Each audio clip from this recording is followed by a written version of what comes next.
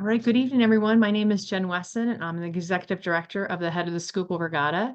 And on behalf of the Board of Directors and the Committee 50, we welcome you to Story Hour. I'm going to keep my remarks very short tonight with just some housekeeping items. I just want to review just so we can keep the sound and the flow going very smoothly this evening. I know Zoom format can be a little tricky for a large group, but we continue to use it because we think it's important to see everyone and to get everybody's reactions and laughter and smiles as the storytellers are sharing with us. And what we found is that we also are sharing with the storytellers because we're giving them our recognition and appreciation for their contributions and their successes in our community. So I have muted everyone to eliminate any background noise. You have the ability to unmute yourself at any time, but please really be mindful of any background noise. You may use the chat room to ask questions or to add to the stories. In fact, it actually helps us kind of monitor the questions as they come in. So if you want to do that during, you're more than welcome to do so. We will allow some time for verbal questions and answers at about the last 15 minutes of the session. We will run until about 8:15 at the latest, and then we will allow for time at the end for the questions. In addition, you should be aware that I'm recording this session, so it's available for all those that are unable to join us tonight. So I'm going to turn it over right now to our evening's facilitator and fellow 50 committee member, Christopher Doyle, to give us a little bit of history and background on our subject this evening and to introduce our presenters. And then I'll circle back with some other information to share towards the end. So Christopher, go ahead and take it over.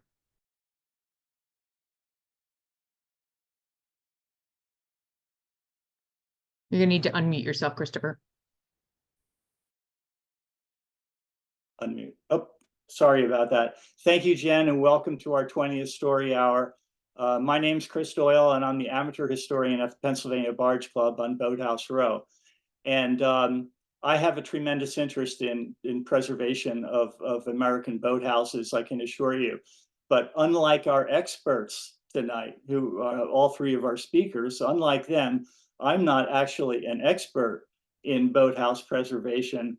But what I can tell you is that over the course of my experience in the past 20 or 30 years, I have been involved, very deeply involved, in two boathouse preservation projects in which I co-signed construction loans as a trustee for the clubs.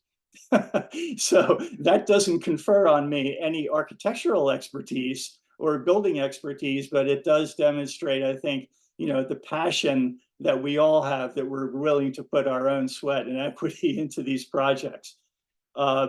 So anyway, what I'd like to do first is talk about a little bit about the landscape of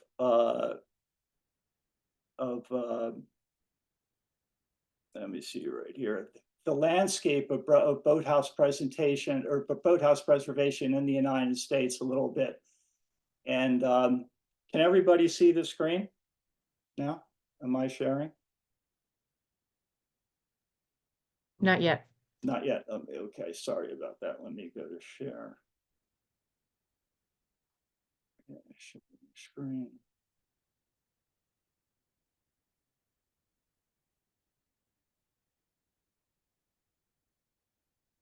Okay. Everybody see that?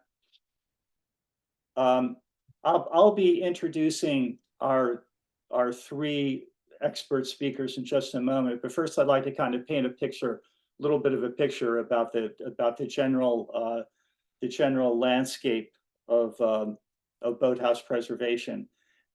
Many of the statistics which I'm about to tell you about on this slide, I've gotten from Stephen in the course of his research around the country in the past few years. And I honestly don't know if there is a definitive listing of boathouses in the United States that everybody agrees to. However, right now there are approximately 18 rowing boathouses that are built before 1900 that still exist. Now, that we might be off by one or two in that count, but it's approximate. But of those buildings that were built before 1900, about 18 still exist, and far, far more than that have since been demolished and lost forever. There are approximately 60 in university club crews remaining in the US that were founded before 1900.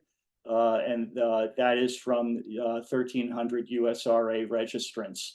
About 30 boathouses, 30 plus, there may be a little bit more than that, are at least 100 years old or older as of 2024.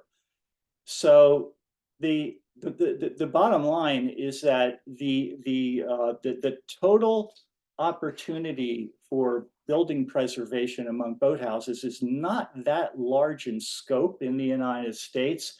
However, the ones that are still in existence are extremely historically significant in most cases, and would be a great loss if they were lost in history. Now, the vast majority of these boathouses actually have been lost. And what we're going to see tonight is two different case studies from very, very different perspectives. One is a very, very good news story about what Nicole and Al have been able to do at the ASUW Pocock Shell House. And that's a good news story. It is a successful project. It's still in the early stages, but it's ongoing. And of course, it's wildly popular from the movie The Boys in the Boat. The second one, which Stephen is going to address, is the Detroit Boat Club, which is one of the most important historical boat clubs in the United States. And I think you'll see at the end of the presentation that if that is lost, it'll be a severe loss to our rowing community. Going back to Boathouse Row for just a minute. On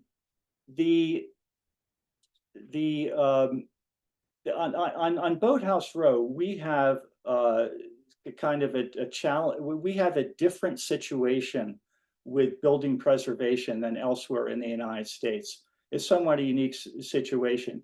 All of our costs are just the same as anywhere else in the world, but unlike other parts of the country, we're actually obligated to preserve our structures and to preserve our structures in order to remain in good standing with the city of Philadelphia and the Fairmount Park Commissions. In other words, we have to do this if we want to exist as a club. This culture of preservation is kind of built in to our clubs, and they most have been in continuous operation for about 150 years. And the idea of preservation is sort of baked into their ongoing governance process and their master plans.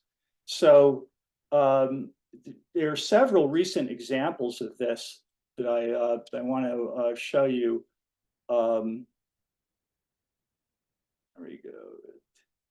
When we go into the challenges of the preservation projects, as you can see, there's tremendous site and structural complexity. Zoning approvals are very difficult to obtain, and these projects are normally measured in time scales of decades.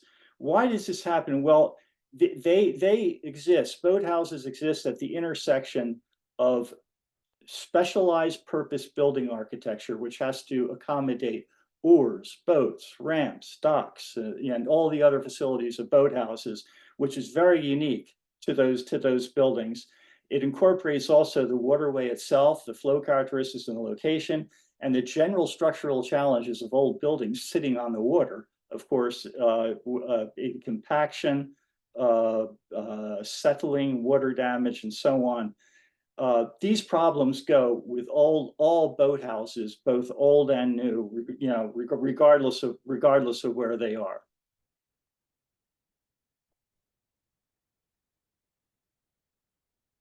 On Boathouse Row, most of our boathouses were extensively renovated from the 60s through the 90s, and some even more recently than that. But the difference in Philadelphia is that it's really an ongoing process, and all of our clubs include preservation as part of their governance process. And many have members who are architects, planners, fundraisers, contractors who champion these efforts. Also, many of our clubs actually have master plans to guide their efforts. But we have, so this is kind of baked into our whole processes here on Boathouse Row, and it's been part of an ongoing effort for many years. Not only do we have that advantage, but we also have considerable public support from the city of Philadelphia and the citizens of Philadelphia. And interestingly enough, there are also other factors in Philadelphia which stimulate or incentivize the boathouses to preserve their structures from events that they didn't necessarily plan for. And I'm going to give you two recent examples of that. One is the example to install a new lighting system on Boathouse Row. When that happened, when the lighting system was removed from the buildings, we were all afraid that it would reveal a lot of rotting conditions and deterioration on the elevations of our buildings. And in fact, it turns out that we were right. And many of the boathouses in the interim period between the time the lighting was removed and replaced again, many boathouses had to do extensive exterior renovations of their elevations.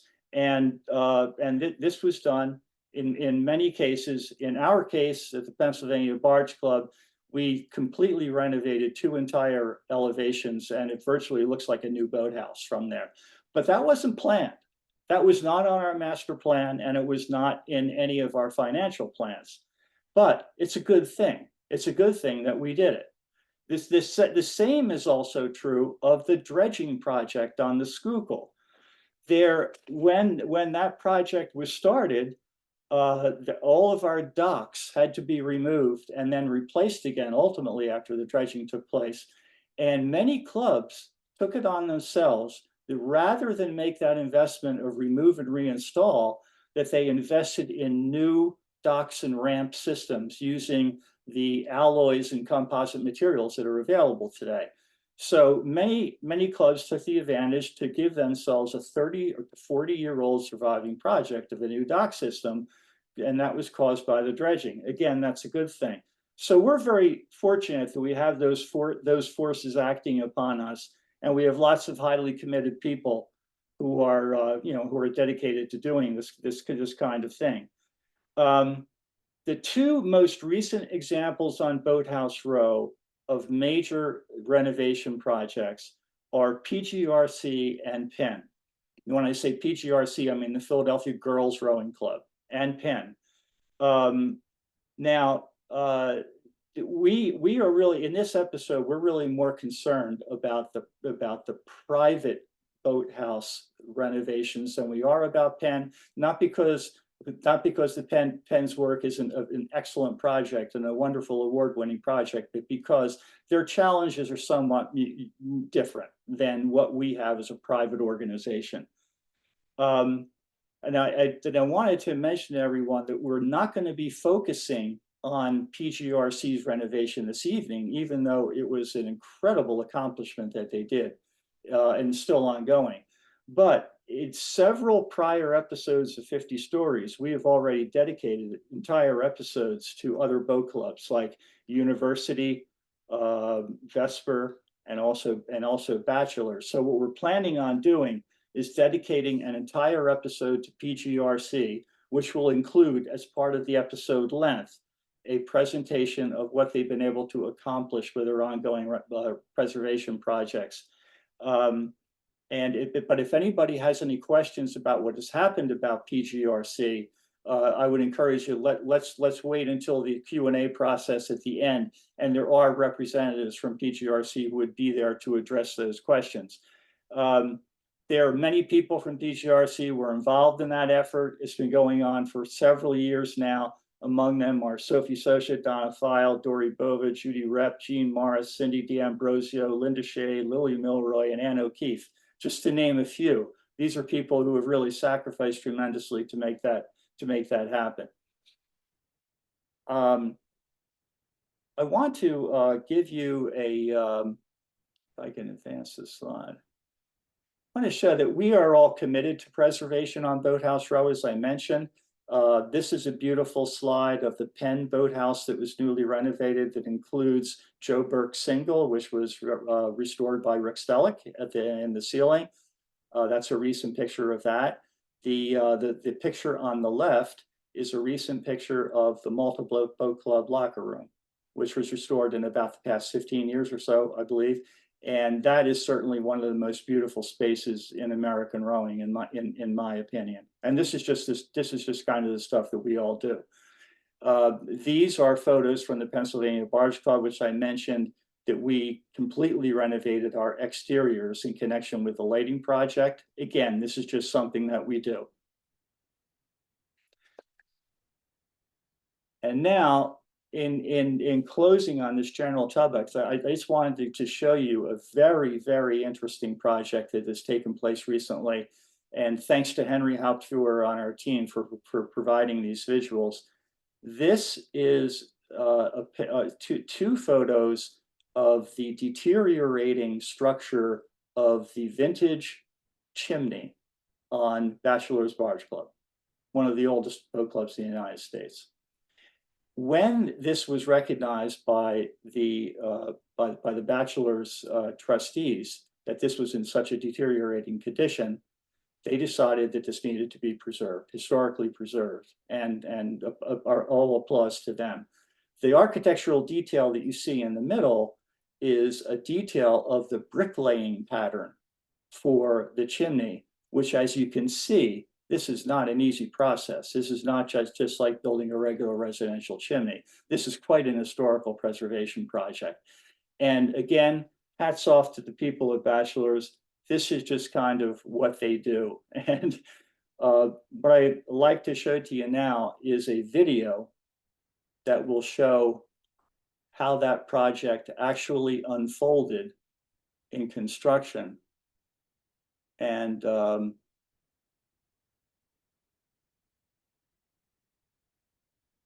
let you see how this took place.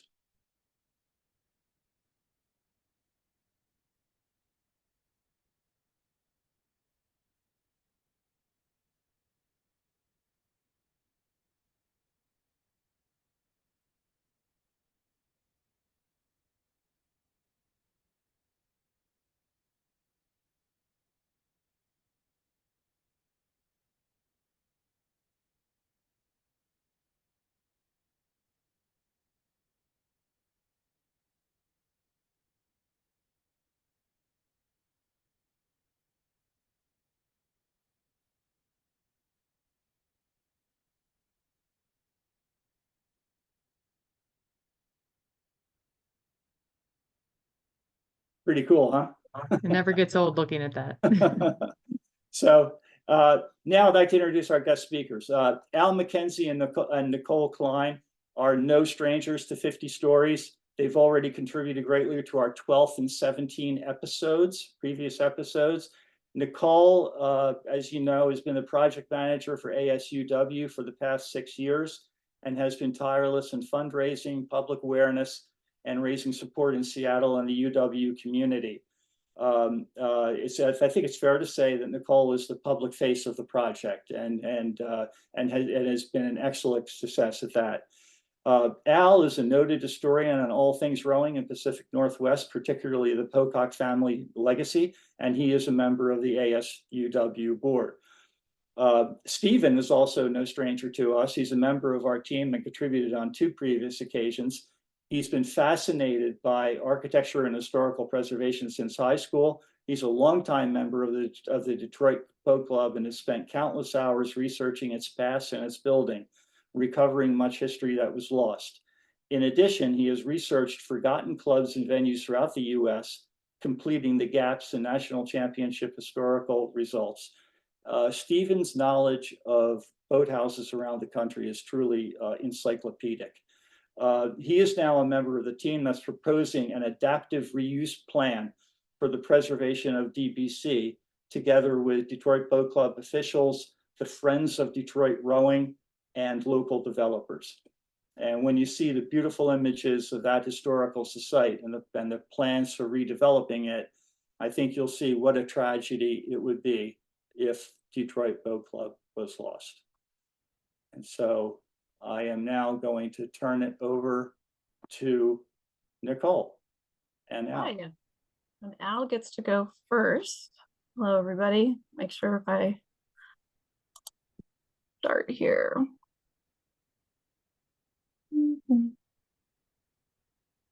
Al, you can just start talking. I'll find my slide. There we Okay. There you go. Well, Does that thanks for the opportunity to give you an update, because I know we were last on board with the 50 stories was in December. Fundraising hadn't been completed, and now that that is finished, we're in the design build phase of renovation of the shell house for the next couple of years. And that project, and also actually Detroit Boat Club is also of interest to me, because after my freshman year at the UW, I went back and rowed the Detroit Boat Club in the summer of '66 and also '67. And that's where I learned to row a single. And then coming back for my sophomore year, couldn't find a single to row in Conibear, so I found one, an old Sim single in the shell house that I had to do a little restoration work. And I ended up rowing out of the shell house in various capacities over the next 60s, 70s, 80s, 90s, I guess. Also was involved in creating the Pocock Foundation as a memorial to George in '84. 10 years later, we built the Pocock Rowing Center as a community boathouse across from the old Pocock shop at the north end of Lake Union. And that project, that was what, $2 to $3 million back then, and it wasn't smooth sailing. So, and looking at what Nicole has done, it's blown me away. I mean, the reason we've got the ability to move forward on the shell house is because of what she's done over the last 6, 7 years. It's really remarkable. There's a lot of ground to cover tonight, so she posted some of the links in the opening page. If people want to come back and dig a little bit more, we can, that'll be an opportunity for them to And look at them. Jennifer will send the slides probably like last time, and there's a lot of embedded links in mine, so feel free to go after. Okay. So we're gonna kind of go through quickly some of the structural pictures and photographs of the shell house, and then we'll get into Nicole's fundraising success here. So I don't know how many people have been out to Seattle area, so we thought we'd throw a quick map of where we are on the West Coast. And the university is in northern part of Seattle, and the shell house is circled there on the Montlake Cut, and then above it in the smaller red circle is where the current Conibear shell house, that's the training center for the UW, is. This is an aerial view of campus back in, I think around 1924. So you can see the shell house down in the lower left is just kind of sitting there by itself. Husky Stadium has been built, but it doesn't have any cantilever seating section. It's all pretty much undeveloped back then. And these are some of the elements that have occupied and used the shell house over its years. And so again, the indigenous canoe portage before the Montlake Cut was created in 1916. This was the, originally it was a Navy hangar. World War I was completed before that hangar really was done, or it could be utilized. So it was turned over to the university in around 1919. And these are some of the pictures of the building as it looked back then. And 8 national titles. Actually, you can add another one now. This past weekend, it was men's team did kind of a remarkable job at the IRA. So the beat goes on. Okay. Another view coming and going. Here's Al Albrechtson with his gang back in the 20s in front. Another picture of George Pocock on the inside with some of the racks they had built. And then a bigger view. Again, it's a big space. They pretty much filled it up over the years.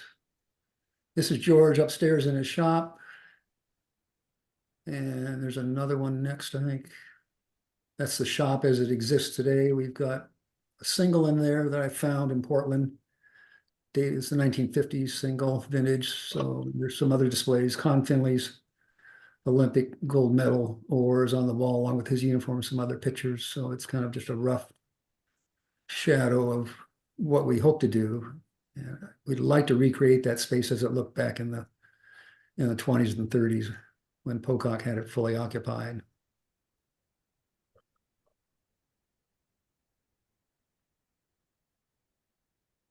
This is Canoe House once upon a time. It's 20 years, 1948 to 68.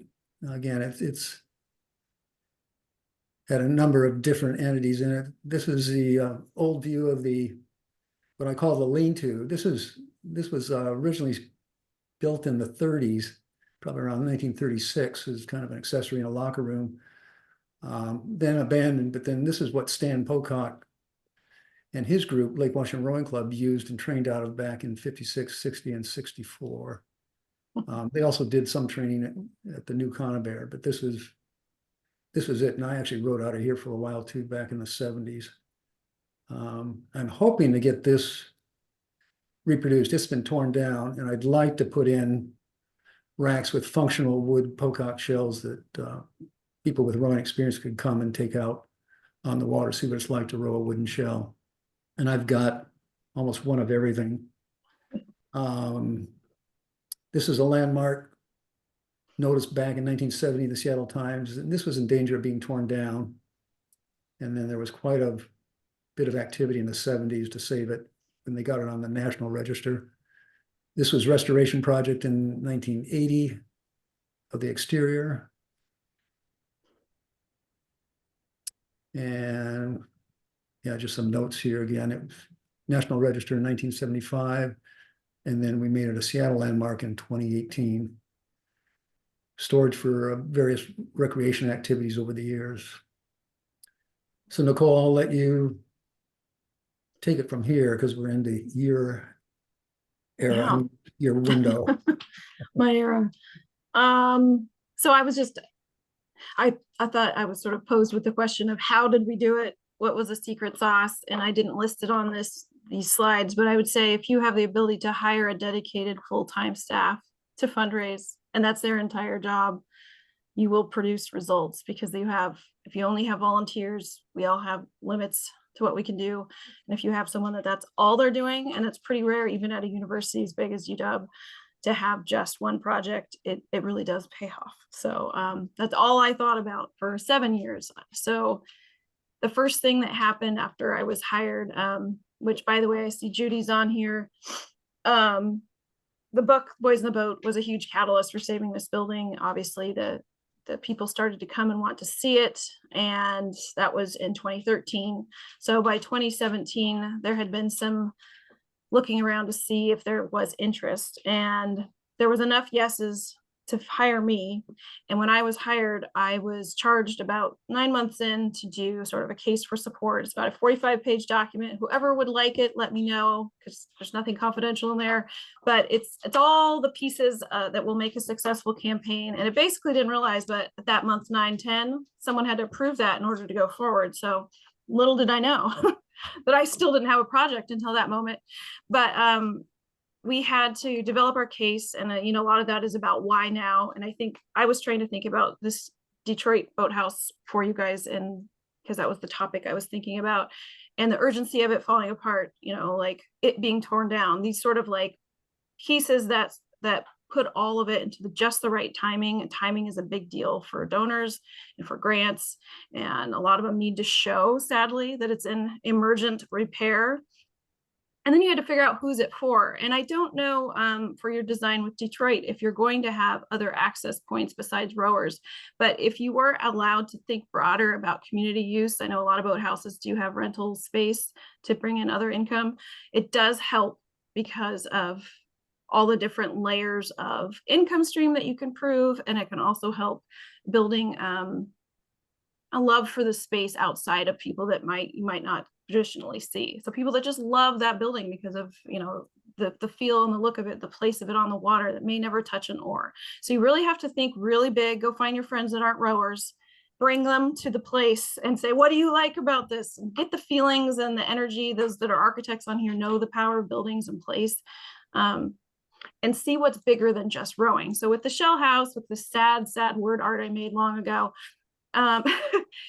it is a building that we wanted to make sure students were first welcomed, but we also wanted it to rally the university to, which is a public university, to welcome all the community back, and then to give access to everyone outside of that. This is Jackson. This is a spreadsheet that I can send you. It's a formulaic, but basically in fundraising, you have a donor pyramid and you have to prove that you have enough donors at certain levels to get to the end goal. Originally, our goal was 13 million, with 3 million of that being an endowment. And they wanted that naming gift to get you at least halfway. That's usually the standard rule. And then you go backwards from there. And for each gift at the very top, let's say 7 million, you need to have people that can make that gift. You need a number of prospects so that you don't just have this one prospect. And if they don't make a gift, then the whole project is done. So you have to prove on paper that there are names behind those 7 numbers. And this is not the real how the spread came out, which you'll see in another slide about how many.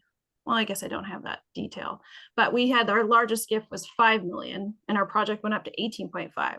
So that's not ideal. But right after the 5 million came in, 2 came in, 1 million came in, and we sort of made it up with a nice little tight group of donors that got us to past halfway. And that's when a traditional campaign goes public, because you know it's viable and there's confidence in the project going forward. So I had to prove who will support it.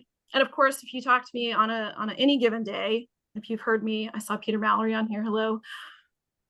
I thought anyone would give to this. Of course they would give to this. And you really have to believe that. And you have to also prove it. So test it out, like I said, on your friends or people that aren't your friends, maybe on the bus, whatever, dinner parties. Talk about your project with passion and figure out why it might make someone, I don't know, feel that energy of wanting it enough to make a gift, even a $5 gift, and then go up. And you can look at other donor lists of similar places that have been saved if you're looking for your community. Some people support capital projects only, especially family foundations. They have a specific set rule of things they support. For this building that had all these layers of history, I really had a treasure trove of different types of prospects that could support it. Rowers, though, as some of you know, the inside story, I really tried very hard to not tap our UW alumni rowers, because we do have a current program and we do have current needs for the team. And I didn't want this to be in competition of their annual giving and other bigger gifts. So I worked as hard as I could to let them know about it, but not push heavily and find new donors, which was hard because a lot of people just said, go ask the rowers. Rowers do well, they should fund it. And that it took a while for people to understand this is a community project outside of the scope of just rowers' responsibility. So the story of the big $5 million gift was from Brad and Kathy Smith. He is the president of Microsoft, and she is, well, she was with legal counsel at NanoString Technologies. They both do well. They are, not from Seattle. They are not rowers. They're not even Huskies. They have a boat. I believe it has a big engine, but they had not been out rowing. They obviously had read the book, and that was it. And I mean, how many people read the book? And if that's enough, it could be enough for your boathouse. You don't know. So I did a little scouring on Google. I'm involved, and I would say this is another tidbit. If you have someone dedicated that loves networking and people, I joined a lot of clubs and boards, and one of them was right downtown Seattle, Rotary 4. We have a lot of speakers that come through that are big titles, and Brad Smith came through, but he was speaking about sponsoring the Special Olympics and accessibility and technology. But when I Googled him, I saw this YouTube video, which if you get the slides, you can hover over it and watch it. He had just read Boys in the Boat, and he tries to use the story as an outline to say why Seattle's so unique and how great we are. And we have this amazing story that's part of our DNA. But he ends it with, and the only thing left is the Husky Clipper hanging from the ceiling at Conibear's Shell House. And I knew that he didn't know that this shell house existed. So because he seemed so alive with this story and the emotion of this, he got most of the facts right in his recounting. I thought, well, I'll approach him. And I did find out that Dan Brown, the author, actually is a Microsoft alum, 13 years. He worked there writing those books that are those detail-oriented, word-perfect books. So there was a real connection there. So when I approached him at Rotary, he said, sure, you know, he would come take a tour. And so after we toured him, of course, we made the ask. We had all the right people there that were impressive, including Dan. And he said, let me talk to my wife. And then he quickly turned it to, how do you see technology helping us tell stories in this space? And we're like, okay, he's already started going down that path. And that made me excited. But it was also like, he's kind of pushing me this way. Well, right after that, he handed me over to his head of philanthropy for Washington. And she has a big job of giving away money to different things. And she couldn't quite figure out how this fit. Was it a personal gift? Was it a Microsoft gift? She didn't know. And she ghosted me a lot. COVID happened. It was a lot going on. And she finally came back to me after lots of fits and starts around the 2-year end of COVID, I guess. And she said, now's the time. This is a story about hope and resilience. And he can't let this go. And I think our community needs it right now. And what we also found out is that Brad Smith is friends with George and Amal Clooney through their network. So I think that might have helped too, but I'm going with that also, that this is a story about hope, and the building sort of reminds you of that. So this was the name of his talk, and Jane helped me build the 9 slide deck PowerPoint that I gave to him to make the pitch. So she helped make it with me. So if this didn't work, then I don't know what would work. But the part that he really liked and gravitated towards was that the building could elicit a new way of thinking, because so many amazing things had happened there in such gritty and humble, beginnings. And so as someone in tech and involved in innovation, he thought this would be a place with all the stories intertwining with what's happening today. It could be a really memorable space for not just events, but places for collaboration. So my timeline, so since hired in 2017, there's been a lot that's been happening, and we all know the fits and starts with the movie, a pandemic in there. The book turned 10, but after Brad and Kathy made that gift and $2 million from Microsoft, this windfall of gifts started to happen, and that's what everyone told me would happen. But the planning always takes way longer than the actual, fun part of the money coming in.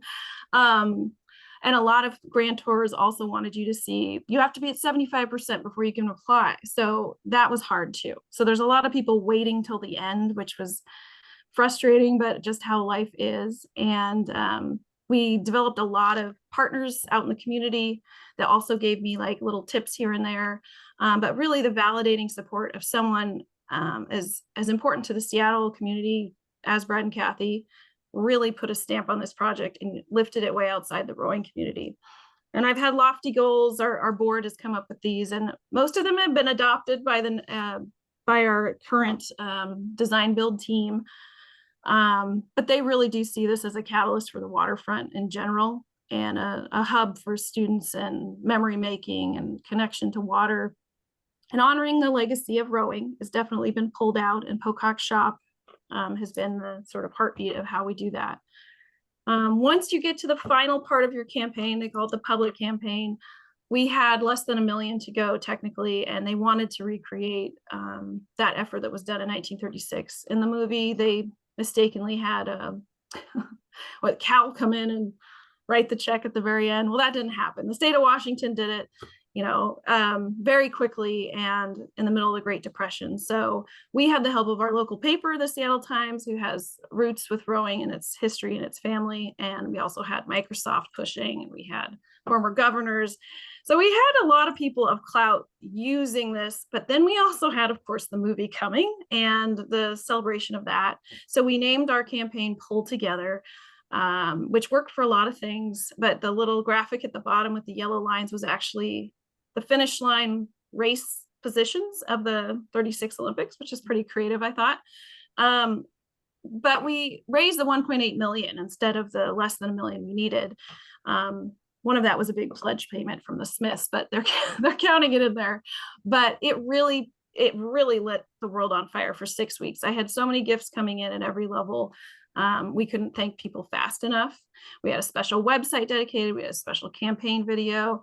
People also had the chance to donate towards the rowing program, both men or women, and also scholarships in general. Because we're a big university, you got to play fair.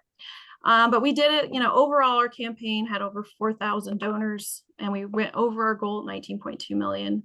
The next biggest gift was 3 million from the state of Washington, which meant we were lobbying in Olympia. And just like I know the Detroit Boat House has issues, if you're your own nonprofit, how do you get state money and all this stuff?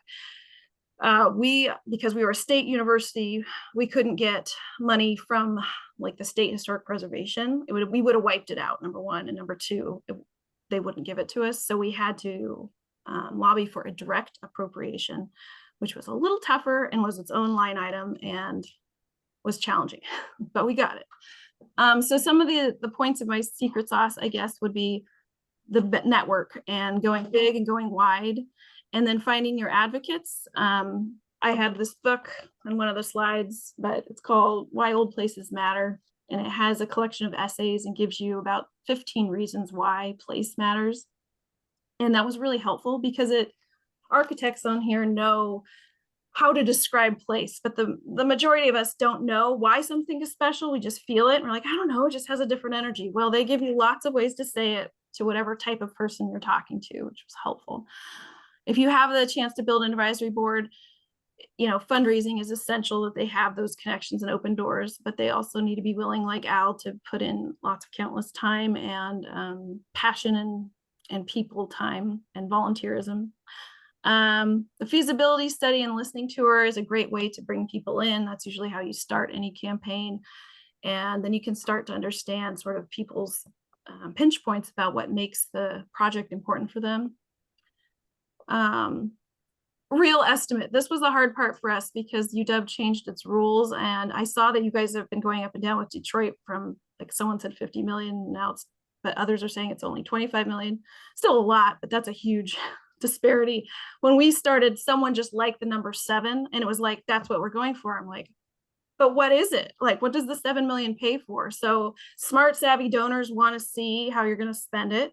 And they all know it's only going to go up. So building buffers in, building in escalators, and knowing that an estimate's an estimate is helpful. I learned a lot about that. And if you can manage a public-private partnership where someone can do it faster, quicker, cheaper, and not deal with all of the fun red tape of a government agency, and they're managing it and taking a cut off the top, that's also ideal for some people. Local foundations, those are ones that are all often untapped that you might not know about. And then thanking everyone, because repetitive donors sometimes are testing you a bit. And if you thank them well enough and you meet with them and you understand their motivation, they might, one, give more or open other doors.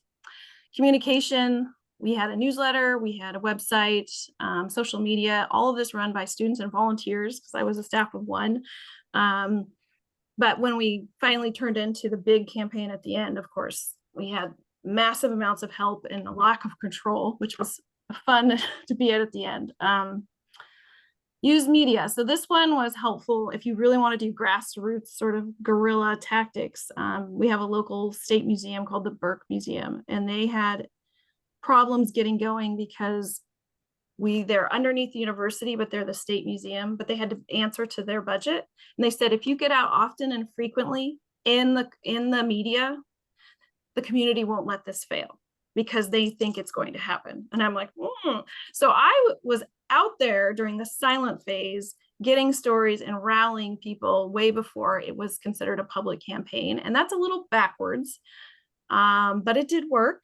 And I think it made the project very endeared to the community at every level, and it felt like theirs. And so the following through, by the time doors open, needs to be sure that the community helped save this, not just 2 big donors. The campaign video, of course, needs to be urgent, like under 3 minutes.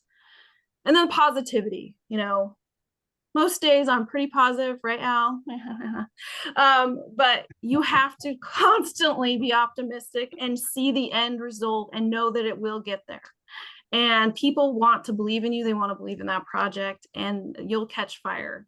I looked up different organizations in Detroit and Michigan and thinking about, these are ones that you've already, I know, Stephen, when you'll be on next, you can just go, oh yeah, we've been through all these. But that's where I found sort of my sea legs, was getting to know my Department of Archaeology and Historic Preservation that's located in Olympia, and they were very helpful. I also have a Historic Seattle, which is like a local group, and then we have one that's Washington Advocacy in Seattle. They gave me the language, they gave me the connections, they helped me with some grants. So these were ones I found for Detroit. And then of course you have your state level. And I pulled out Nathan, I don't know, Stephen, if you're in touch, but governor's awards. And if they're just awards without money, that's a different thing.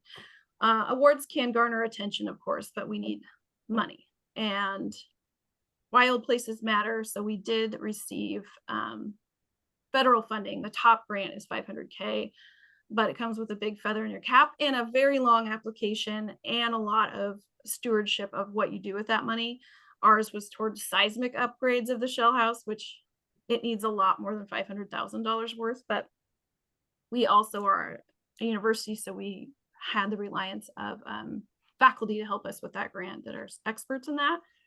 Al let me keep this in. I like to do this to wake you up, but oh my God, I'm a duck. I'm from University of Oregon, and it's hard being a Husky because these two teams hate each other over here.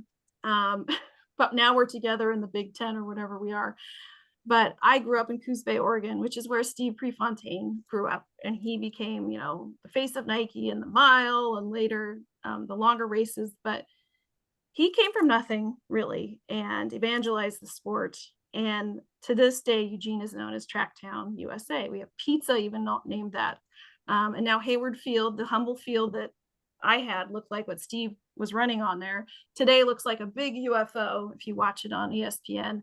Beautifully done, but just a very different feel. And what I was pitching to our folks here in Seattle and Washington is we get the ability to have both the old and the new, the humble, gritty beginnings that fostered this program. And we also have, Joe Rance as our Steve Prefontaine, and we have George Pocock as our Phil Knight. He didn't quite make as much money as Phil Knight, but Pocock Racing Show is still alive and well, and it's Rowtown USA, which if you go to our websites, they're really trying to push that for many years. So I just put this together. So if you had questions, but it sounds like we're doing that at the end, Jennifer. So whatever you'd like to do, that was sort of my.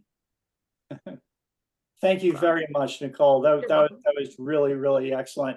And I just wanted to let everybody know that we specifically asked Al and Nicole to try to help us by telling us in the broader rowing community, how did they do it? And what are their ideas for what we should do in the future when we have an opportunity to preserve a historic structure like this? And that was the reason why Nicole went to the trouble of putting together that slide with all of those ideas for fundraising. So thank you very much, Nicole. And now I'd like to turn it over to Stephen to talk about the plans for DBC. Hi, everyone. Just share my screen real fast.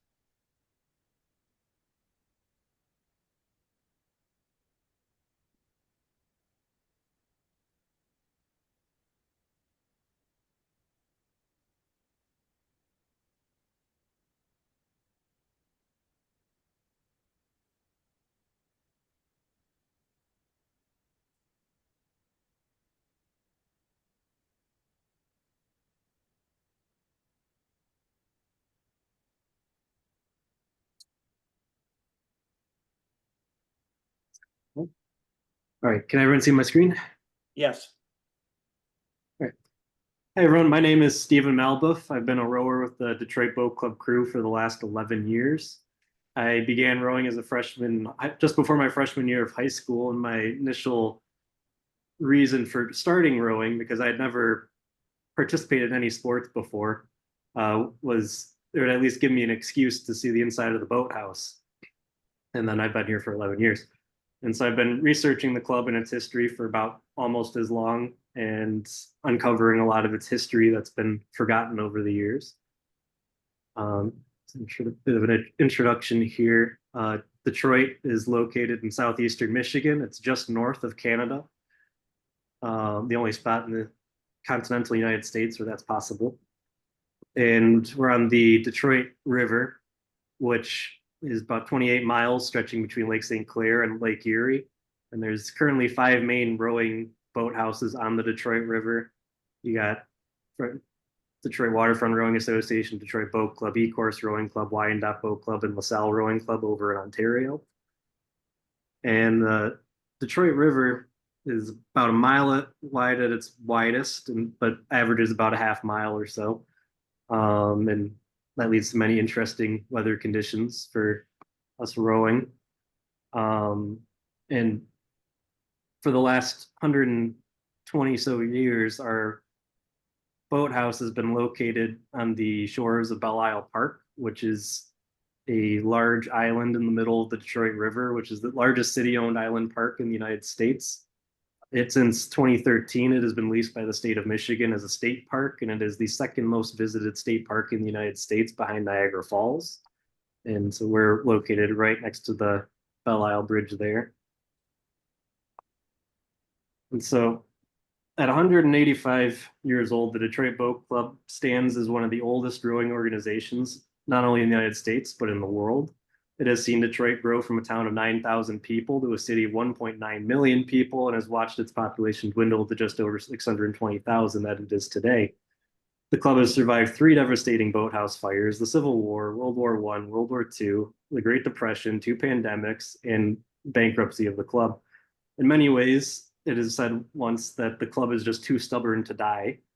Over the years, the Detroit Boat Club has produced over 500 US and Canadian national champions, who have earned 132 United States championship titles and 236 Canadian Henley titles. By the end of the 1980s, the club was 4th for all-time national championship wins and tied with Vesper for the most Barnes Points Trophy wins. The club has also produced 19 Olympic rowers, one of which just qualified this year, Soren Kozik, if you know him out in Philadelphia or in California. He's in the men's double. He started rowing out of the Detroit Boat Club when I was in high school. We've had 6 Olympic silver medalists and 2 bronze medalists, as well as 36 national team athletes who have represented the United States at the World Championships and Pan American Games, earning 6 silvers and 2 bronze medals at the World Championships, and most recently a gold medal last year. All but 6 of those athletes trained for those championships out of this boathouse, and which has been home to the Detroit Boat Club crews for over 120 years. After years of neglect, in March of 2022, a 15-foot section of one of the porches collapsed into our oar room, and it put the future of not only the boathouse, potentially the rowing program, into limbo. And so to sort of get to where we are today, I'm going to go through a bit of the club's history, and then I'm going to introduce Mike Gentili, who's the current head coach with Friends of Detroit Rowing, to sort of explain the future of the rowing program, and then I'll dive into the what we're working on to save the boathouse. So like I said, the Detroit Boat Club was founded February 18th, 1839, and today stands as the 4th oldest rowing club in the world, excluding collegiate rowing clubs, and it's the 2nd oldest in the United States behind the Narragansett Boat Club. They constructed their first boathouse right in downtown Detroit, which was about where the Renaissance Center stands today, which is one of the more well-known buildings. And this is a map of Detroit today with the outline of how big the city was in 1839. And the club, when it was founded, was more of a social rowing club and since there are no other rowing clubs nearby, they didn't really have anyone to race. They had their first race against 2 boat club crews in 1842. And they stayed rowing until about 1848, when a devastating fire wiped out about 300 buildings along the city's riverfront. So this whole district here. And the club just decided they had better things to do, and there's no rowing in Detroit for a period of about 8 years. Stephen, Stephen, I Just a just want to second, interrupt for, Stephen, if you're, I don't think your slides are advancing. Oh, let me try again.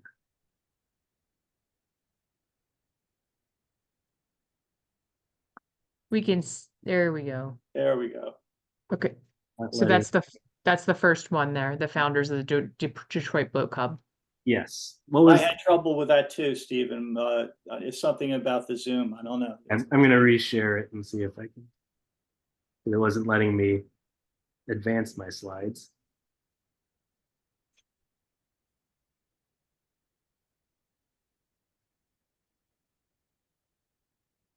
So what were you able to see any of the slides or just the title slide? Just the title slide. Oh, okay. So yeah, this is where Detroit's located. And here's the length of the Detroit River from Belle Isle Park at the north end to the end of Grosse Ile, which is down south, as well as the 5 main rowing boathouses that are located on the river. And some images from around the riverfront. Here's Belle Isle Park, and so to get an idea of its size, it's larger than Central Park, and it's the second largest park in the city of Detroit. It's 982 acres and is 2.5 miles long. Here's our champions. Like I said, over 500 national U.S. and Canadian national champions who've won 132 titles, U.S. titles, 240 Canadian titles. And here's our boathouse today. This is the riverfront, and just before the boat club was founded in 1837. And so all of this along the river was wiped out in 1848. And my slides are missing. 1 second.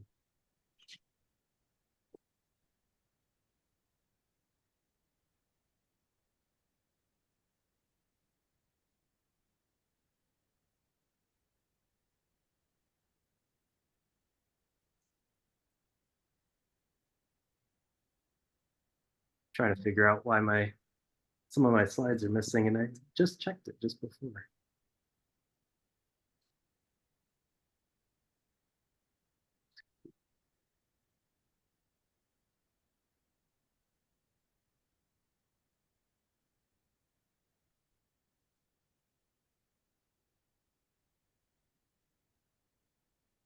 And while Stephen is just checking his slides, I did want to reiterate that I will send along tomorrow in our recap email copies of both Nicole and Stephen's slideshows.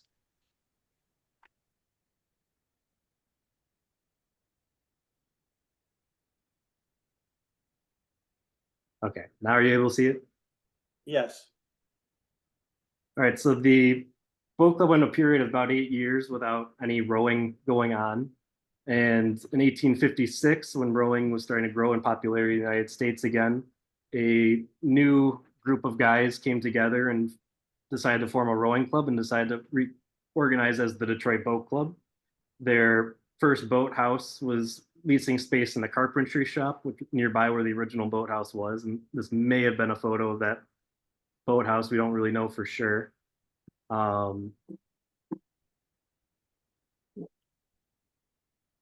And they put all the original members on the honorary membership list, and several of them stayed active within the club, including the president of the original organization, who donated one of the boats that was saved from the fire in 1848. And he actually painted this portrait of that boat sometime in the 1850s with the rowers there at the time.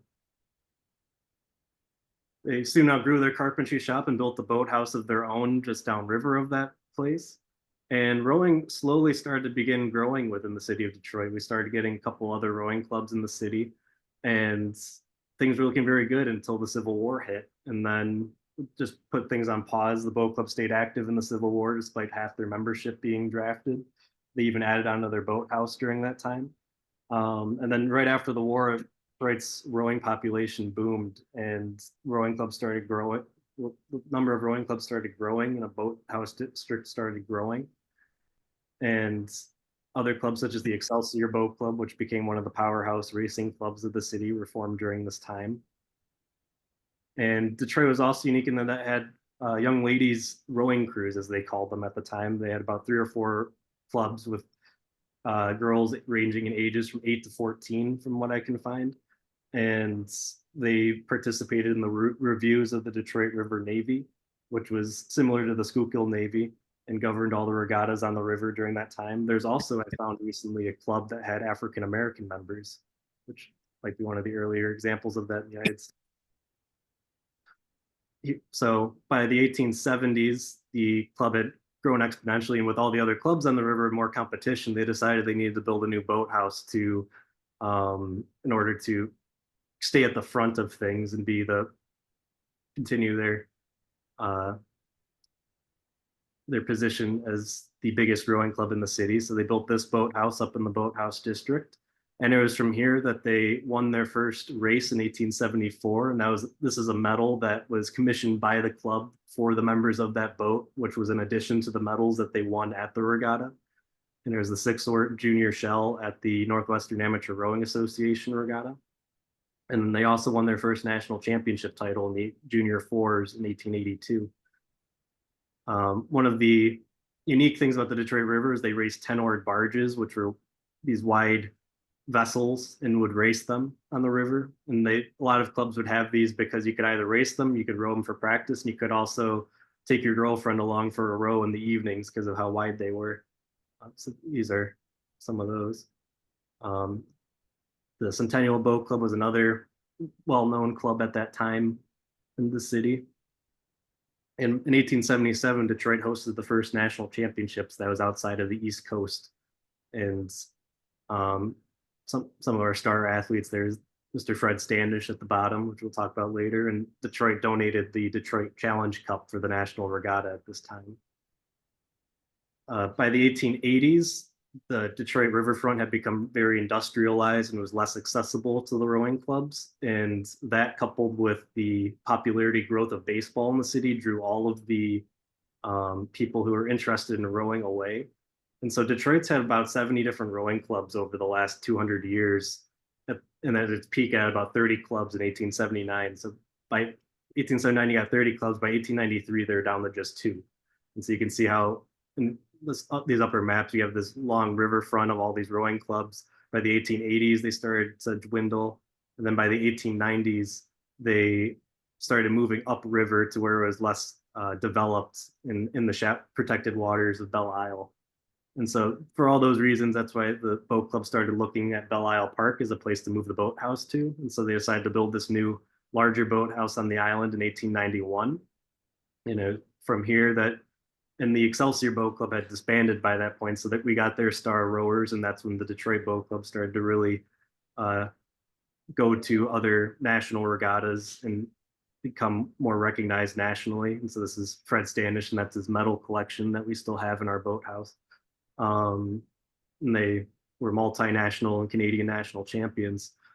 From that boathouse, they also hosted the national championships in 1893. But just 2 years after it opened, it was lost to a fire, and within 30 minutes of fire being noticed, it was just gone. So the club rallied together and they built a new boathouse the following year, which is bigger and better than ever, and continued their rowing activities from there. And this is where James Rice, who would later become a coach at Harvard and Columbia, he got some of his early coaching years at the boat club. But that one too was lost in 1901 in a fire. So it was at that point that the boat club decided that they should probably build a fireproof boathouse. And the result was our current building, which opened just 8 months after it started construction. So the fire was October 1901. This opened August 1902. And this is showing where it is in relation to how the island is today. So you can see a lot of Belle Isle's expanded a little bit, and island's been added around the boathouse, but originally the boathouse was just sitting out in the water.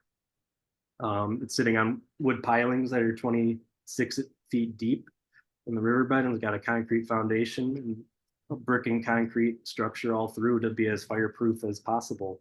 as they would say, and it was designed in a Venetian Spanish style. It had a very large reception hall with fine woodwork, and as you can see, it's pretty similar to how it is today in that space. And at the, even at a ballroom, which most clubs didn't necessarily have at that time, and that's still pretty similar today. It had a formal dining room, at a ladies' parlor, at a club den, and a roof deck to overlook the river and catch the sun. The club began growing quickly, so the club's membership was just under 900 members in the just before this boathouse opened, and soon after it was constructed, its membership reached its cap of 1,500 members. And most of those were social members. But by the time the club moved to Belle Isle, a lot of people who wanted the social aspects of the club life began joining the club, and the rowing side began to dwindle a little bit, but there were about 100 rowers most of the time at the club. But that's why they started growing the social rooms of the club, was because of that. And the boat club also offered sailing and power boating and canoeing at this time.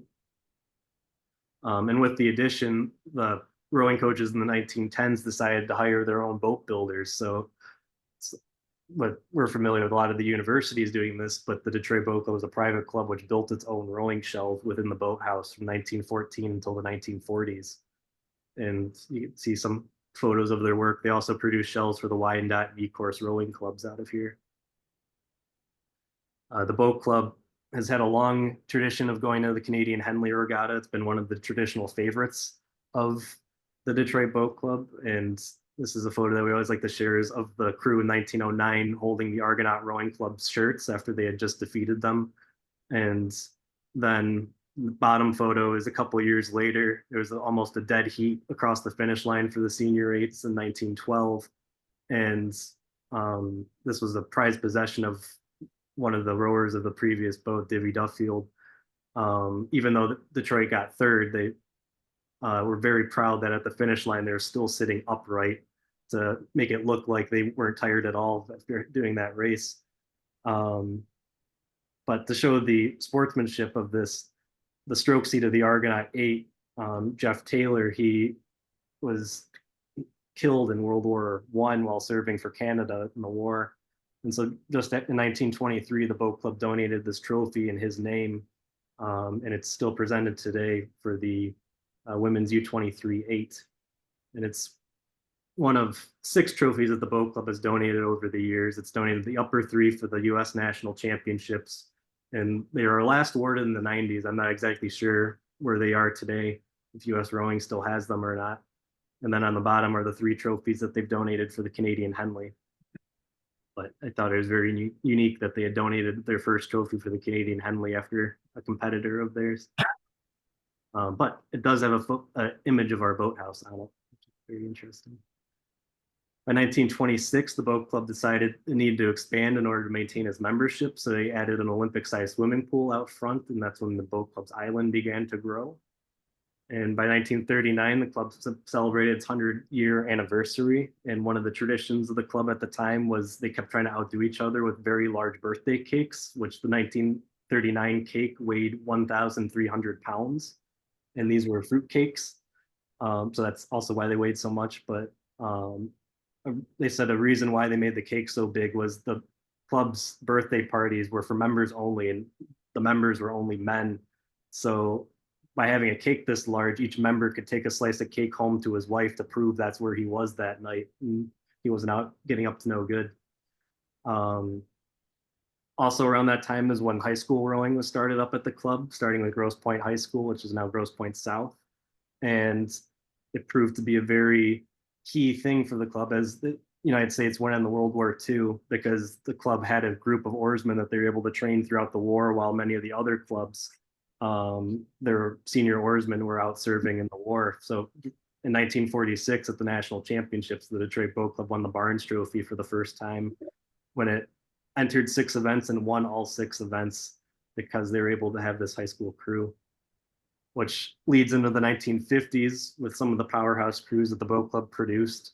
went going to the Olympics in 1952 and winning silver medals in the 1956 Olympics in the double and the four. And then in 1958, the boat club won the US and Canadian points trophies in the same year, which was the first time that they ever did it. And they repeated it again in 1959 when they won, I believe, 13 events at the Canadian Henley, and I forget how many at the US Nationals, but they won most of the events that they were entered in.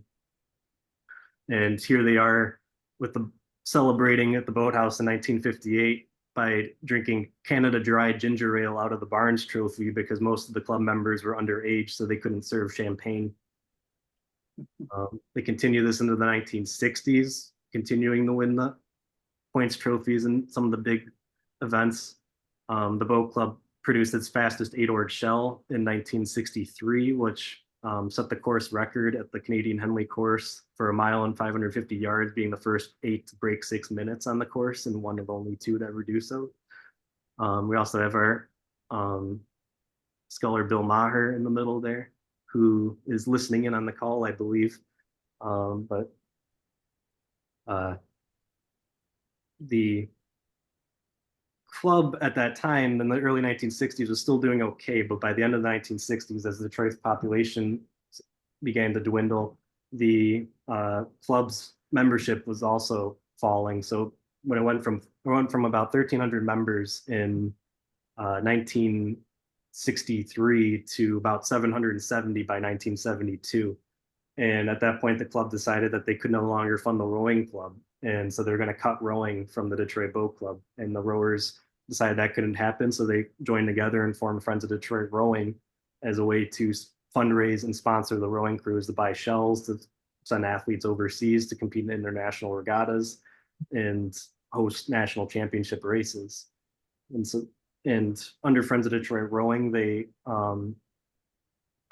started women's rowing at the club in 1975. They hosted the women's national championships in 1979. They hosted the men's national championships in 1982. They also had the pair qualify for the Olympics in 1980, but they weren't able to race due to the boycott. And so the rowers kept continuing to do well and win nationally and international regattas, but the club itself continued to die, the social club and the boating side of things. And so by 1992, the club's membership had fallen to 250 social members and the club went bankrupt. And at that point, the city of Detroit took full ownership of the boathouse and initially leased back parts of the building to the boat club before evicting the club in 1996, when the club had, when the city was dealing with a private developer on the island who was interested in demolishing the building in order to operate the pools and marinas. And that ended up not going through. And so the city began looking for other proposals for the building over the years, ranging from a hotel to restaurants to a maritime academy, and everything kept falling through and the city kept threatening to demolish the building. But in 1996, Friends of Detroit Rowing decided to split rowing from the Detroit Boat Club. And so today, the Detroit Boat Club crew is a separate organization from the Detroit Boat Club. And the Detroit Boat Club crew is under the sponsorship of Friends of Detroit Rowing. And Friends was able to lease the boathouse on a monthly basis from 1996 until 2014. And initially just the first floor, but it was able to save rowing in Detroit. But that left the boathouse in sort of a state of limbo, or the club in a state of limbo, where the city was never interested in putting together a formal extended lease on the building. And so Friends of Detroit Rowing, not able to secure their place in the building, couldn't justify spending large sums of money to restore the boathouse or try to fundraise for a building that they didn't own and didn't have a permanent place in. And the city, on the other hand, was also not putting any money into it. So it's sort of in a similar situation to the East Park Canoe House that Temple rose out of. And it's funny that they're both sort of Spanish style buildings with stucco and tile roofs. And so from 96 until 2014, the rowers renewed the lease every month. And then in 2015, they were able to sign a 30-year lease with the state of Michigan when the Michigan DNR began operating Belle Isles Estate Park. And that also allowed the club to start having event rentals. So there's a source of income for the building. And through volunteer efforts, a lot of the spaces are starting to get restored and renovated. So here's some of those spaces, including the main lobby. This was the stained glass window on the staircase, which was returned and fully restored. And here's another room that was being renovated. This was our boardroom, and you can, there's sort of looked like a haunted house originally, and then how it looks today.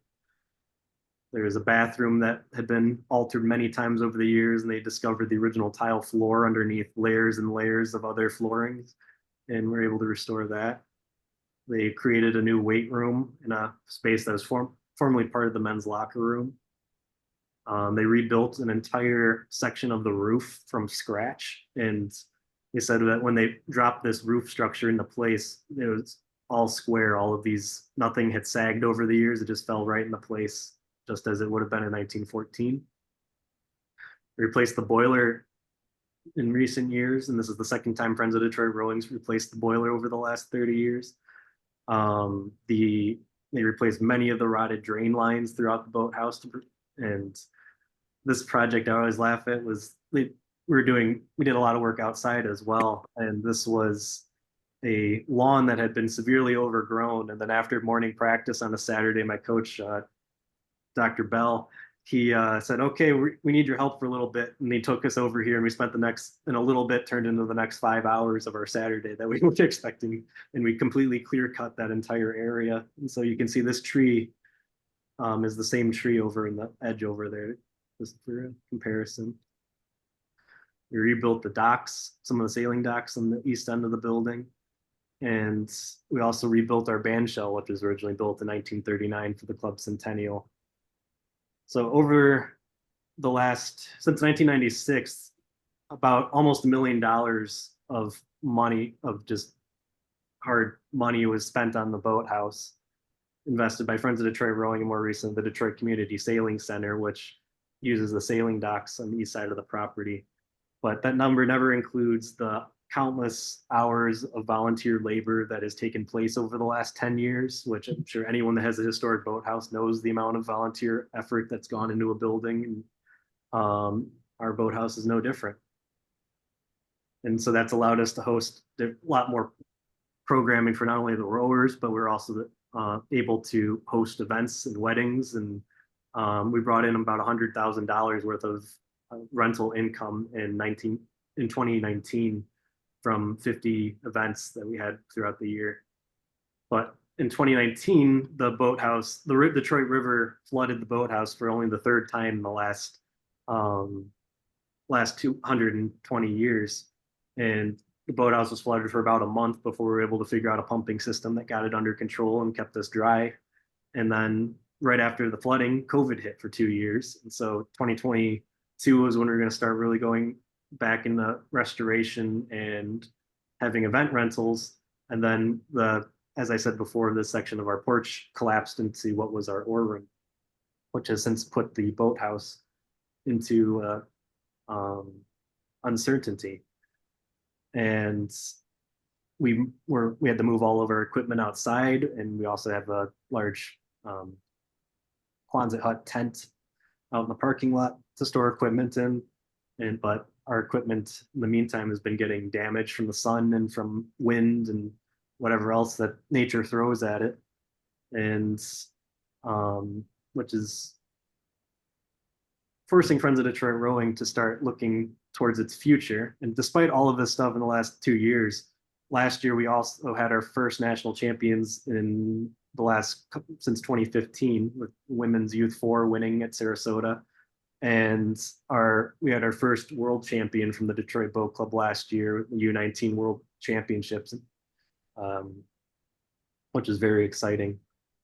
But back to Friends of Detroit Rowing. So some concerns with staying in the building was there's already a lack of indoor boat storage space. The boat bays are narrow.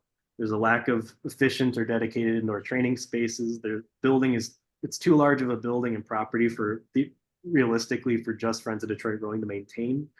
And it was forcing them to choose between spending money and effort on restoring the building or focusing on growing the programming of the club. So this diagram shows the number of boats that have been stored in the boathouse over the years compared to what we're at now. So we're storing about double what was originally inside it. And then over here's all of the boats that Friends of Detroit Rowing currently has on the property. So I'm going to turn over to Mike real fast to just give an update on Friends of Detroit Rowing and the future of our programs. I don't know. How are we doing on time, everybody?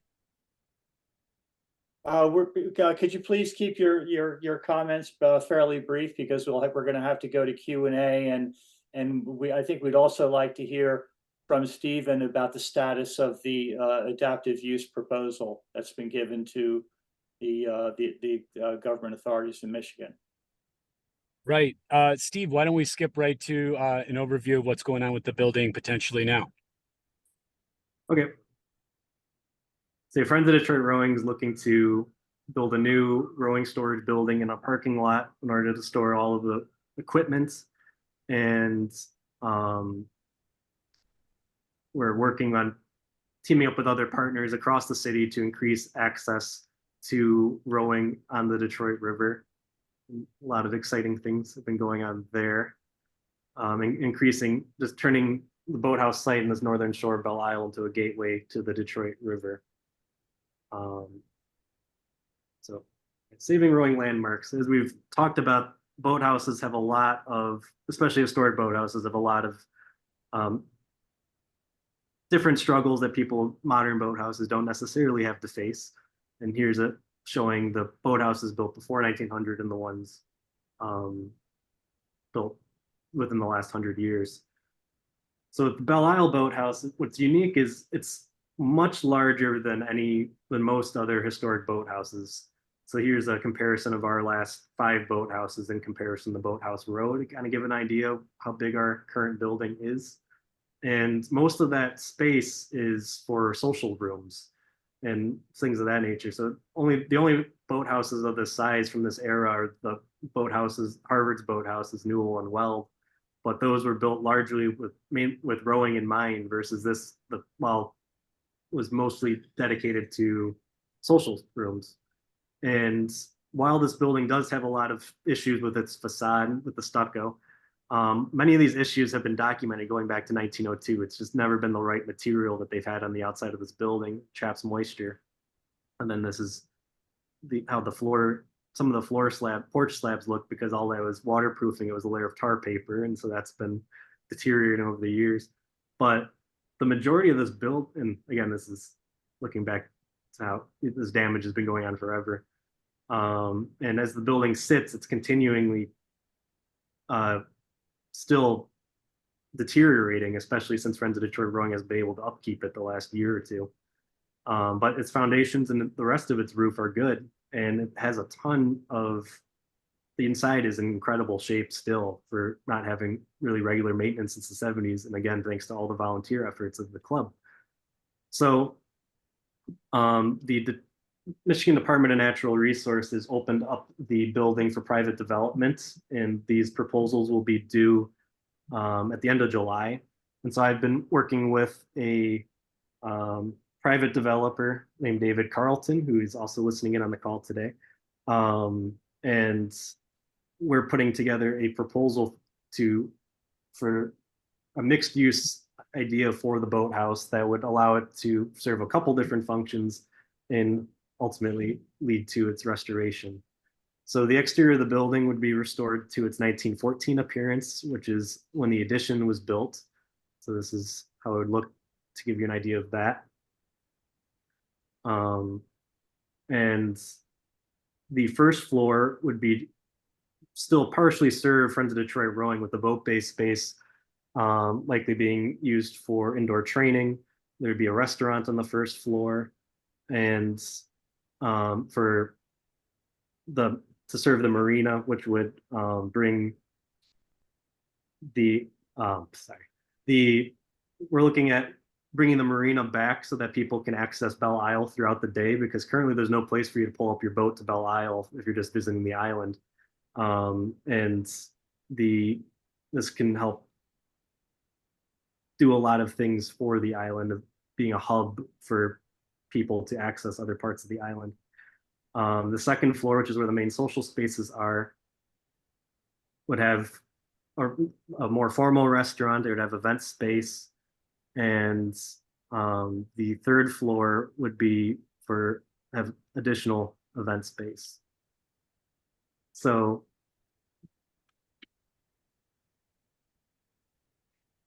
yeah, that's about what I have at the moment, since we're short on time.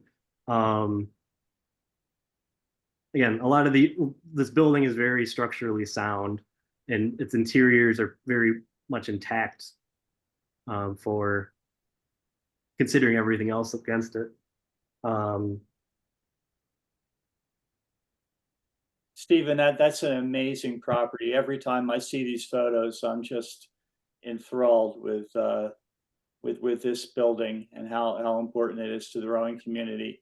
If we could, Stephen, if we can do the Friends of Detroit Rowing in just a minute or so, could you want to include that before we have to go to Q&A? Yeah, Mike, if you want to just quickly talk through to the beginning of your Yeah, sure. You know, that the ceiling. Hey, everybody, I'm Mike Gentili, head coach at Detroit Boat Club Crew, community outreach coordinator, program director, you name it. But that ceiling collapse in 2022 that led to us having to vacate the building. In a lot of ways, it really moved us forward. For years, we subsisted in the building, providing maintenance to keep it going and trying to run different things to augment the income we were making to try to perform renovations, but not making a whole lot of progress. And by vacating the building, we've been forced to think in new ways. And so now we're kicking off a $4.8 million campaign to really expand access to the waterfront in the city of Detroit for everyone through multiple activities, including rowing, but certainly not limited to rowing, and really trying to change how people get into and onto the water in the city of Detroit, which is a city with miles and miles of shoreline, but very few access points. So we're envisioning a water sports campus from the Belle Isle Bridge for about a mile down its northern shoreline, where we're trying to build a coalition of other groups with similar missions to ours to get more people involved in sports sampling that can get people onto the water through a variety of activities. And then at the same time, we're working on expanding our rowing programs, increasing access to rowing, specifically branching out more seriously into the city of Detroit in ways we haven't for years. Although we've run pretty successful outreach programs since the 90s, we've really been challenged to retain a lot of those athletes and a lot of the people we've introduced to rowing to become actual competitors and realize all the benefits that rowing can have with college attainment and lifelong fitness and all the rest.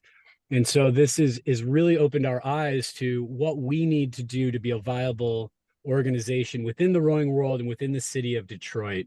And we're pretty excited about the prospects, and the work that Stephen has done has been fantastic in helping create excitement around the existing boathouse.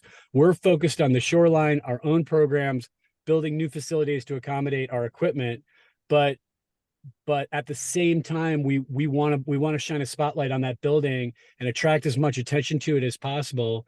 And Steve's work and the work of some others have really helped do that. And now we're seeing parties come forward with a plan forward that will open it up to the community and the public in a way that it's never been open before. It's been a private club, and it was beautiful and it was great, but it was only open to a very finite amount of people.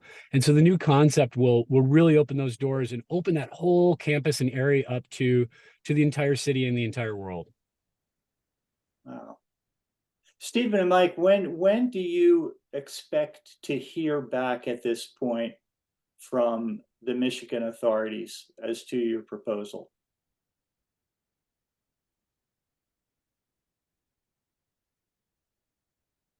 Stephen, I think you're muted.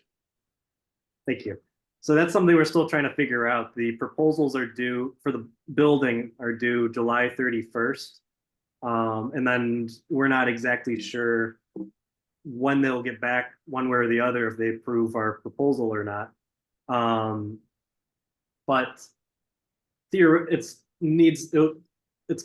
hopefully going to be soon, and the DNR is going to have to be soon because on the table right now is they have $2 million available potentially for this building, which needs to have contracts signed for by the end of the year, and they want to know whether they have to use that money for stabilization or demolition, essentially. So if they end up not accepting any proposals, they could still theoretically move forward with demolition by the end of the year. But if we're feeling very good about what we've been able to pull together so far, and we're looking forward to having a well backed and very well thought out proposal for them. So we think they'd be crazy not to go forward with it, especially with all of the attention that the site has been getting over the recent months. And the Detroit City Council voted unanimously that this building should be preserved, which is something that I had never really seen the city council do before. So it's a very important structure to people, not even just in the rowing community, but within the city of Detroit. And it's an important part of Belle Isle because it welcomes everyone to the island. It's located right next to the bridge. And so that's part of why we think this could work very well for a multi-use structure, because everyone entering or leaving the island has to pass this building. It's the only building that's very easily accessible by bike, by walking, by car, by boat. And so it can really serve as this hub for the island for a lot of different things and really open up access to the river. Stephen, we have a question from a member of our audience right now. Were there any preservation requirements for this site as part of the proposal process, or was this process also open to just demolishing the building? So for this I guess the process, question is, was the team, were there any preservation requirements imposed on the RFP for proposals that are being submitted? The exterior, they're prioritizing proposals that follow the Secretary of Interior standards for historic preservation or rehabilitation. So far, with work Friends of Detroit Rowing has done, they've required that any work done on the exterior of the building follow historic guidelines. So like all the windows that have been installed over the recent years have had to match what was historically there. And so the only option for demolition is if the DNR deems that none of the proposals are feasible, then they're just going to demolish the building at the end of the year is essentially what's been discussed. But so far in this process, it's looking at like our proposal will be very feasible, and we're not sure of the other ones. But for this process, they're not looking for people to bring forward ideas for demolishing the whole building. But I guess they are open to demolishing portions of the building, like one that they've discussed is taking off the addition here so that the building has a smaller footprint is a possibility, or removing some of the other things that have been added to the building over the years. But really they are through this process, looking to restore the building and have something that will be sustainable and be able to support itself. Well, good luck to you and everyone in the Detroit rowing community to preserve this. It's for all of us. It's for all of American rowing. It's magnificent. We're quickly close. We're actually past our scheduled stopping time, but are there any questions from the audience? Anybody have any Q&A for Nicole, Al, or for Stephen? Stephen, Rick Stellick here. Because when you came to our group, was it about 4 or 5 months ago, I guess, Chris? You were virtually you were on the verge of that building being destroyed or demolished. And hats off to you to get it to this point where you've at least got a hold on it. Can you just explain to the group that somewhat unique ownership of that building you're dealing with? You're not dealing with the city of Detroit doesn't own the building. It's a separate entity, which you referred to. You explain that to the group? Own the building. So the way that the clubs lease, so the Detroit Boat Club and the Detroit Yacht Club are two private clubs that are located just off the shore of Belle Isle. And since the clubs moved to the island in the 1890s, they initially had leases of $1 a year for their sites. So from 1890 until 1992, the boat club paid $1 a year in rent, and then that eventually went up once the city. So when the boat club went bankrupt, the city was a major creditor, and the city offered to take full ownership of the building in exchange for waiving the club's debt. And at that point, that's when the city took ownership of the boathouse. And so now it's part of Belle Isle. But in 2014, so Detroit went bankrupt in 2013. And as part of the bankruptcy restructuring, the emergency manager worked out a deal with Michigan's governor at the time to take on Belle Isle as a state park for 30 years with two 15-year renewal options. And the state is required to put a certain amount of money into the island, and they've spent a ton of money on just bringing that island back up to like just general maintenance stuff. So they've said that the island has about $200 million worth of needs. And to put it in this perspective, the state budget for all 104 state parks is about $100 or $200 million. So they're never going to have enough money to do the whole island.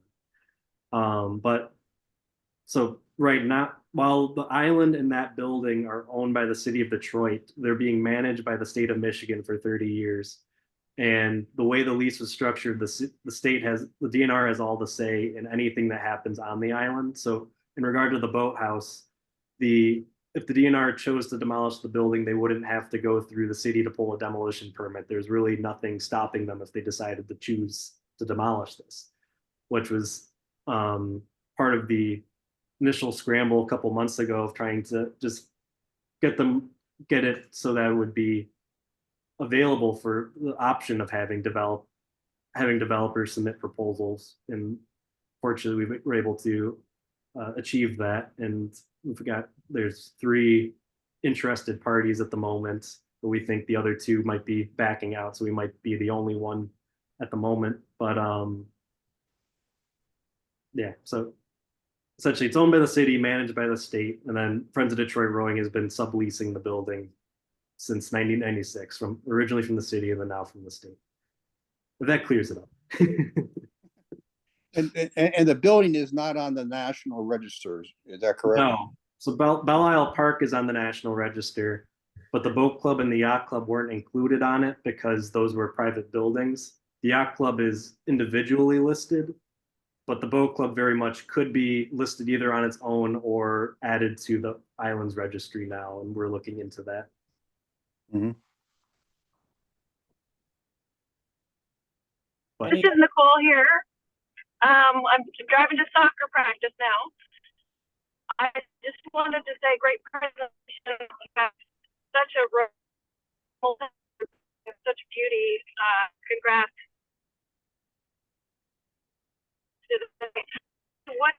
Thank you, like National Register. That is just so there's more headaches to tear it down.